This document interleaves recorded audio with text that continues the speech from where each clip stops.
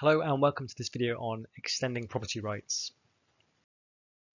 So in this video we're going to look at what is meant by extending property rights and how this approach might correct market failure. So the market failure that we're going to talk about here is pollution or using a resource unsustainably. So here we have a dirty power station and it's polluting the environment. It's doing damage to the environment. And what's the problem here? Well, it's polluting the air, the sky. And because no one owns the sky or the air, it's doing damage to it and we can't do anything about it. Likewise, here is a business polluting a river. But who owns the river? Are we damaging anybody's property? Well, not really.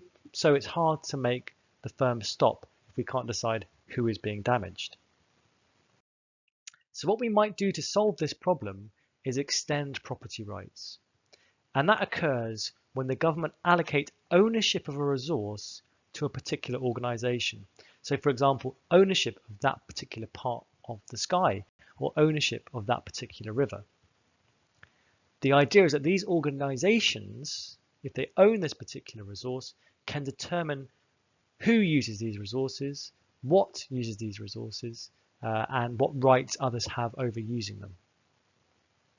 So they can ensure that the resource is managed in a sustainable way and the resource continues to exist. They can do this by limiting its use or charging for its use. And in this way, a more socially desirable output or allocation can be achieved. So property rights correct market failure. If property rights are extended, the owner can determine what is done with that resource. Let's have a look at an example. Here we have a problem of pollution from a local factory, and the pollution is coming out of the chimney and it's coming into the air, but because no one owns the air, it's hard for us to charge them or use the legal system to say, you're damaging the environment. But if we extend property rights, and for example we say not only do you own your house, but you own the air above your house, if the pollution creeps into your airspace, then the factory would become liable for the damage caused. They are damaging your property, which is the air above your house.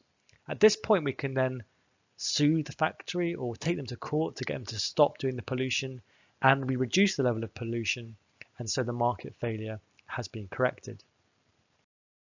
Let's consider another example.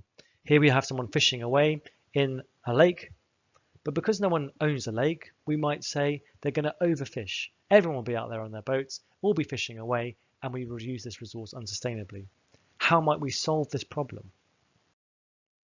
Well, what's the problem here? We have the negative externality of overfishing. How might property rights solve this problem? Well, we could create a lake authority who own the lake. How would this solve the market failure?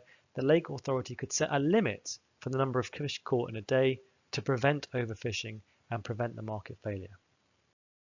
So in this video, we've looked at what is meant by extending property rights, and we've looked at how this approach can correct market failure. That's it. Thank you very much for listening.